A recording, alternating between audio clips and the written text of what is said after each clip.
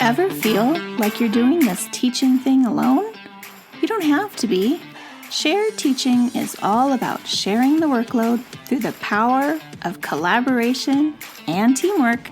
Together, we'll walk through all the difficult parts of teaching and learn how to streamline our processes, fine-tune our time management, and develop a more manageable workload. If that sounds like a dream come true to you, then welcome to the Shared Teaching Podcast. Let's share in the teaching to make those dreams a reality. Now here's today's Shared Teaching. Hello and welcome back to the Shared Teaching Podcast. I'm your host, Susan, the creator behind Shared Teaching, and I'm very thankful you stumbled upon this episode with me today. If you are a new listener, you might want to check out subscribing so you don't miss any future podcast episodes.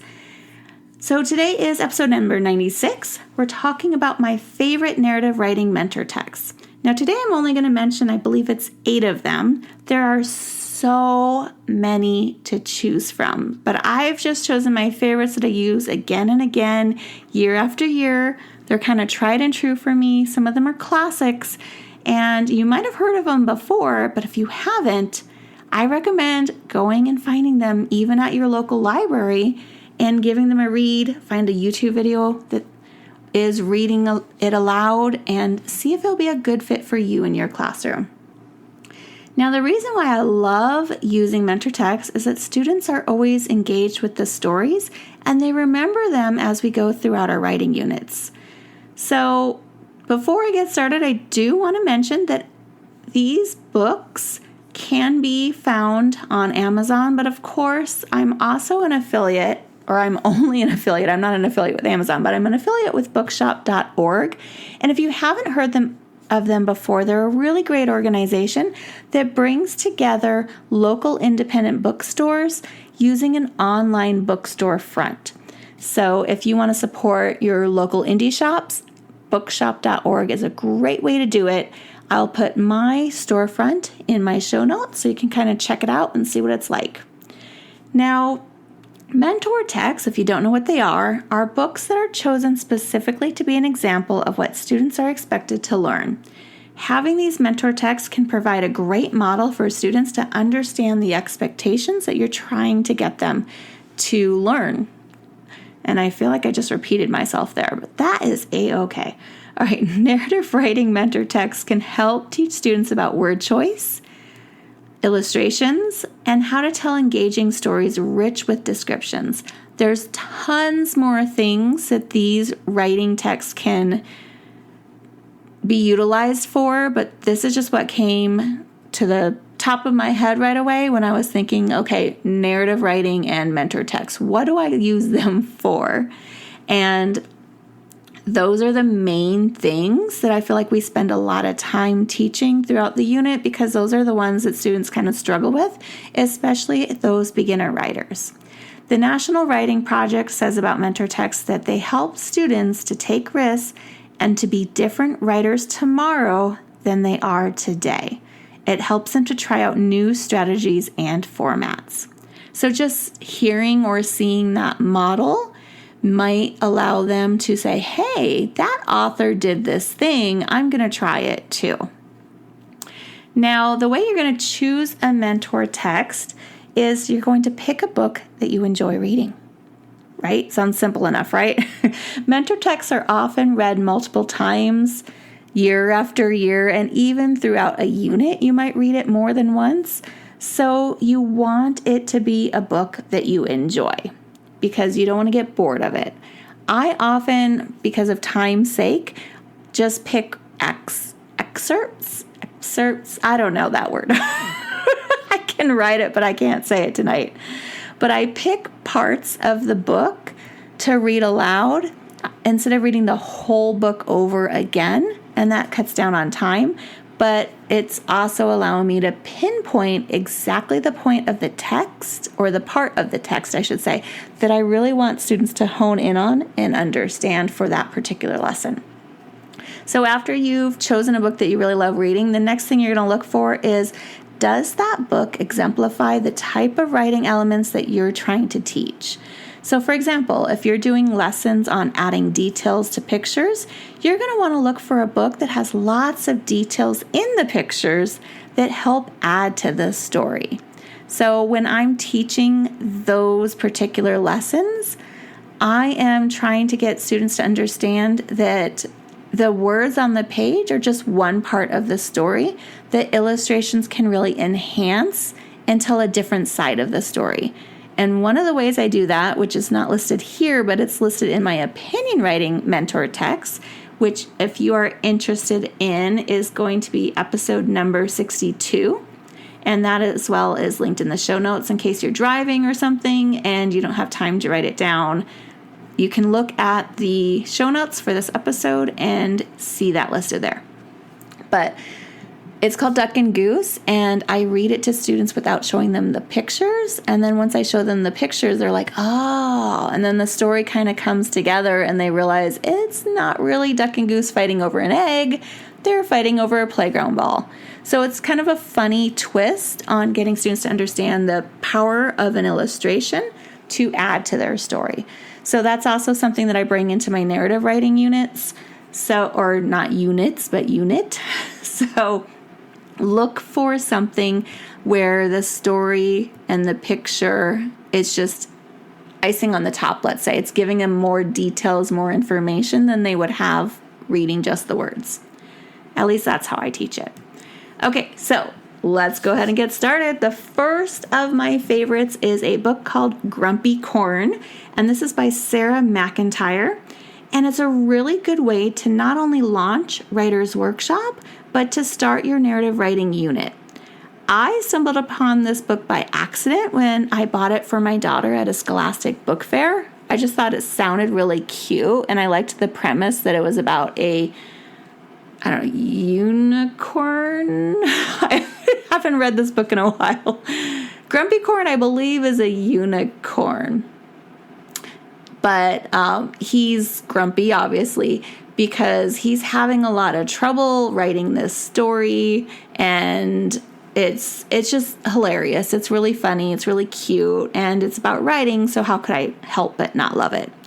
So Grumpy Corn is struggling throughout the book, coming up with ideas for his story that he wants to write.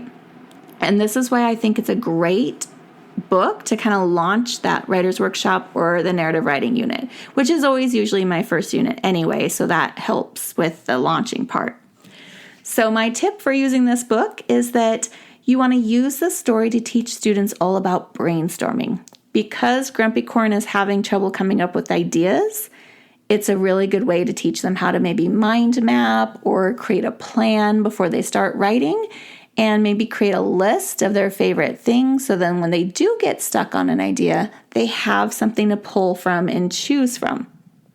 This book is also going to be a great book to use to teach the writing process, because you start with the planning, right? And then you start with the writing, and then by the end you have a story. So it's a really good way to kind of launch that as well. My second book that I'm going to recommend is called Ralph Tells a Story. This one is by Abby Hanlon, and it's a great book for personal narratives because Ralph doesn't think he has any stories to tell. And then he has a classmate that's like, well, Ralph, I write about you all the time. And she shares with him many stories that she has written that are just little things that have happened within his school life. And then he has share time at the carpet to go over his story, and he doesn't think he has a story, but he starts talking about this inchworm he saw, and then all of a sudden the classmates have tons of questions to ask Ralph about this inchworm, and he realizes there's a story there. So this one is really great, not only for showing personal narratives are all about stories that happen to us, whether they're big or small, but it's also a great lesson that you can teach about adding details to your story through asking questions about what happened next. So this one you could also use to launch partners, and your partner is the one that's helping you get details by saying like, oh, well, tell me more. What happened next? And just having that dialogue like Ralph had is really going to pull more of the story out of your students. Okay, third on the list is Big Mamas. If you don't know Donald Cruz, he's an amazing author. I use several of his books as my mentor texts. They're short, easy reads, but he is such a powerful storyteller in so few words that kids they are easily relatable, and they're great books. So I really like Donald Cruz. Big Mamas is one of my favorites. And we use it, of course, during narrative writing as a mentor text to show the rich words you can use in storytelling. But it's also about just siblings that are visiting Big Mama for the summer. So it's relatable, like I said earlier. And we're going to use this book, or I use this book, to teach students how to make a text-to-self connection and write the details about that memory. So if you teach anything about the Reader's Workshop, about like text to text, text to self, text to world, this is a great one for text to self. And then you can also connect it during your writing by asking them to write, what did that book remind you of? Let's write a story about that. And then you can kind of emulate how Donald Cruz told the Big Mama story, because it's a very simple format that a lot of students can help replicate. Okay, next, not only is it a favorite word to say, but it's a great book, Roxaboxen. Roxaboxen is by Alice McLaren, and it shows children using their imagination to play, and they create this town that they call Roxaboxen. I just love this book. It is a little bit long, but a lot of my students seem to be engaged with it as well, because obviously Roxaboxen, they're using rocks and boxes and other things that are just laying around in the middle of this old empty field, where they just fill it with their imagination and create a whole town. I like that this book can show how a story focuses just on one idea. So this is great to use for like a small moments lesson. And you can also use the book a second time to talk about the illustrations, because there's a lot of details happening in these illustrations. After that, my next recommendation is Roller Coaster. Roller Coaster is by Maria Frazee maybe? And it's another really good book that zooms in on a small moment. And the small moment, of course, is a roller coaster. And I love to use this book because I teach my plot as a roller coaster. So that's the image that I anchored when I'm talking about plot. And I like to show students with hand motions that in a story, you kind of have highs and lows. Your readers get excited, and then maybe something happens where like that excitement comes to an end, and then like, oh, something else happened again. And now we're feeling all excited again, or suspenseful, right? So it's kind of that roller coaster reaction of up and down, up and down. And that's perfect for teaching plot. So when we're teaching our, not personal narratives, but our fiction narratives, I like to teach them with the roller coaster mentor text, because it's showing them how to keep those events exciting for the reader.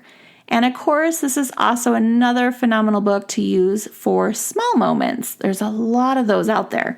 So I know small moments are something that some students really, really struggle with. So giving them as many opportunities to hear books that do a really fantastic job of staying in that small moment and using a lot of details about that moment are a really good idea.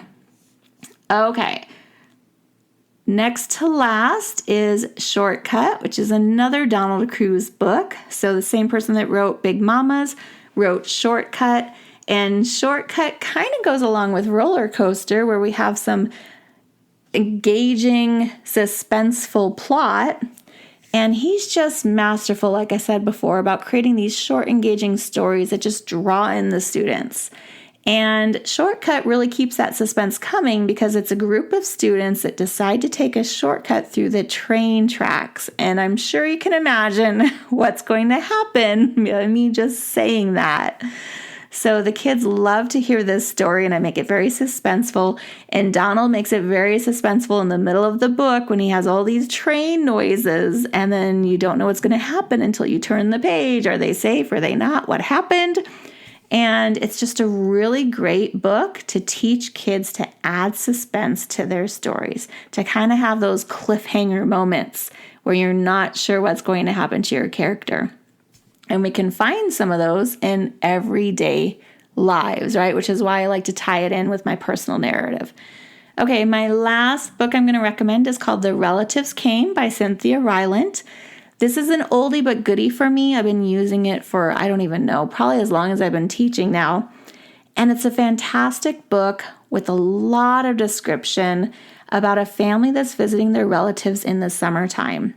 It tells you all about a full circle moment of when they leave to go on the trip and when the trip ends, and then they're thinking about the next summer again. So I love that it kind of does that circular style of storytelling with the plot. And that's something that you can also point out as well when you're using this book as a mentor text. Some of those higher kids will really get that and like that idea. So it's another way to kind of push your students and elevate their writing a little bit more when they're those higher writers. So this book is rich in details, both in the illustrations and in the words, which is why I choose it as a really good mentor text. And again, we read several parts of it. We blow up the pictures and look really closely at them and see all the details and how do those details tell me more about the story than the words are telling me. So this book is highly recommended for teaching how to add details to a story through illustrations. So again, my top recommendations were Grumpy Corn, Ralph Tells a Story, Big Mamas, A Chair for My Mother, Rocks the Boxin', Roller Coaster, Shortcut, and last, The Relatives Came. So I hope you enjoyed this episode. Thank you so much for listening, and tune in for an all-new episode next week. Bye for now. If you've loved this show, then join me in sharing the teaching, hitting that subscribe button, and leaving us a review on iTunes, so we can be found by more teachers like you who are ready to start sharing the workload. I hope you've enjoyed this episode. Find new episodes each week on sharedteaching.com. Thanks for listening to the Shared Teaching Podcast.